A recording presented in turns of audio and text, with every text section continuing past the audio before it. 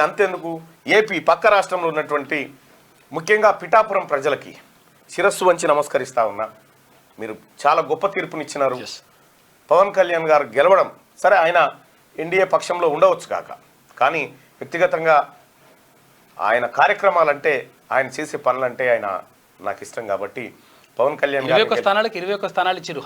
పవన్ కళ్యాణ్ గారిని గెలిపించినటువంటి పిఠాపురం ప్రజలకు నమస్కరిస్తూ, అలాగే ఏపీలో 175కు 175 అనేటువంటి నినాదంతో వైసీపీ రంగంలోకి దిగితే 11కే పరిమితం అయిపోయింది.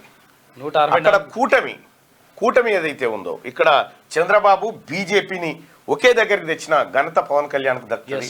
పవన్ కళ్యాణ్ గారు చేసినటువంటి ఆ సాహసోపేతమైన నిర్ణయమే ఇలా ఏపీలో ప్రభుత్వం మారడానికి కారణమైంది. ఇంకా అమరావతి రాజధాని మళ్ళీ యాజ్ యూజువల్గా తెర మీదకి వస్తుంది. అమరావతి రాజధాని నిర్మాణం జరగాలనేటువంటి చర్చ ఒకటి మళ్ళీ స్టార్ట్ అయిపోయింది. ఇక అది జరుగుతుంది. అయితే ఇక్కడ అసలైన విషయం ఏంటంటే, అక్కడ పోటీ చేసినటువంటి జేడి లక్ష్మీనారాయణ గారు స్వతంత్ర అభ్యర్థి కంటే వెనుకబడి 5,000 ఓట్ల కాడ అయిపోయాడు. కేఏ పాల్ గారు 500 ఓట్లు 600 ఓట్లు సంపాదించాడు. సో కొంతమందిని మీడియా హైప్ చేసి చూపించినటువంటి వ్యక్తులు ఎవరైతే ఉన్నారో వాళ్ళు మట్టి గడిచిపోయారు. ఎవరు ఎక్స్పెక్ట్ చేయనటువంటి పబ్లిక్ ఏది నాయకులు అక్కడ లీడర్ అయి కూర్చున్నారు. దాదాపు 111 మంది ఎమ్మెల్యేలు, బీఆర్ఎస్ ఎమ్మెల్యేలు ఓడిపోయారు. ఏది బీఆర్ఎస్ అంటున్నా, వైసీపీ ఎమ్మెల్యేలు ఓడిపోయారు. మంత్రులు మొత్తం ఓడిపోయారు, ఒక్క పెద్దిరెడ్డి తప్ప. ఒక్క పెద్దిరెడ్డి మినహా అందరూ ఓడిపోయారు. జగన్ గెలిచింది ఎట్లాగో. సో మొత్తానికి ఆంధ్రప్రదేశ్ ప్రజలు ఒక బలమైనటువంటి నిర్ణయం తీసుకున్నటువంటి పరిస్థితి చూస్తూ ఉన్నాం. జగన్మోహన్ రెడ్డి గారు నిన్న భావోద్వేగమైనటువంటి ఒక ప్రసంగం చేసిరు. నేను ఇంతమందికి సాయం చేసిన, వీళ్ళ ప్రేమ ఆప్యాయత ఎటుపోయింది అనేటువంటి మాట ఆయన చెప్పిండు. ఏదేమైనప్పటికీ కూడా జగన్మోహన్ రెడ్డి ఆలోచన మంచిది అయి ఉండొచ్చు, కానీ నీ చుట్టుపక్కల ఉన్నటువంటి వ్యక్తులు ఎవరైతే ఉన్నారో వాళ్ళ ద్వారా మీకు ఈ పరిస్థితి దాపురించినట్టుగా తెలుస్తూ ఉంది. అయితే ఇక్కడ జగన్మోహన్ రెడ్డి గారు ఒక కీలకమైనటువంటి అంశాన్ని అక్కడ ప్రస్తావించారు. చాలామంది పసిగట్టిరో లేదో తెలియదు. మోసం చేశారు, అన్యాయం జరిగింది కానీ ఆధారం లేదని చెప్పారు. అసలు ఏంది అన్యాయం?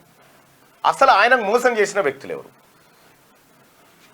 గడిచిన 5 ఏళ్ల నుంచి నరేంద్ర మోడీ గారితో సఖ్యతగా ఉన్నటువంటి జగన్మోహన్ రెడ్డి విపక్ష కూటమిలో భారతీయ జనతా పార్టీ చేరదు అనుకున్నాడు. అది చేరకపోతే నేను ఈజీగా గట్టెక్కుతాను అనుకున్నాడు. కానీ అది చేరడం, దానికి పవన్ కళ్యాణ్ గారు ఇనిషియేటివ్ తీసుకోవడం, ఇదంతా జరిగిపోయింది. మోసం అక్కడే జరిగింది. నరేంద్ర మోడీ భారతీయ జనతా పార్టీ ఈ కూటమిలో చేరదు అనుకొని ఎక్స్పెక్ట్ చేసి ఉంటాడు, కానీ అది జరిగిపోయింది. విపరీతమైన ప్రచారాలు జరిగినాయి, ఓరాహోరీలు జరిగినాయి, దమనకాండలు జరిగినాయి.